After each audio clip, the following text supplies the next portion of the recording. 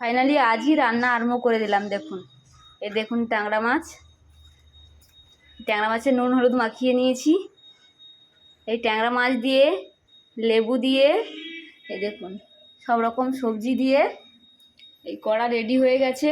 এই দেখুন গরম হয়ে গেছে। ডান্ডিগুলোও খুব সুন্দর, দেখুন দুপাশে ধরবে, গরম মানে ভালোভাবে ধরা যাবে, গরম হবে না। এই দেখুন তেল দিয়ে দিয়েছি, এবারে মাছ দিয়ে দেবো। এই কড়াটা এত সুন্দর রান্না হয়, মাছগুলো লেগেও যাবে না।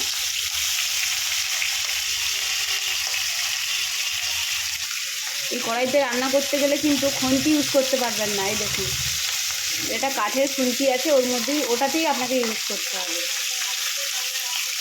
মাছগুলো দেখুন ডিম ধরে গেছে। মাছগুলো হালকা করে ভেজে নিয়েছি। কড়াইয়ের মধ্যে 5 ফোড়ন দিয়ে সবজিগুলো দিয়ে হালকা করে নাড়াচাড়া করে নিলাম। এই দেখুন এর মধ্যে লঙ্কা, হলুদ আর লবণ দিয়ে দিয়েছি। জল দিয়ে দেবো। জলটা একটু ফুটে উঠলে লেবু দিয়ে দেবো, লেবু রস, আর মাছ দিয়ে দেবো। ধীরে হয়ে যাবে আজকের আমাদের টক রান্নার রেসিপি। লেবু দিয়ে, জ্যান্ত ট্যাংরা মাছ দিয়ে টক।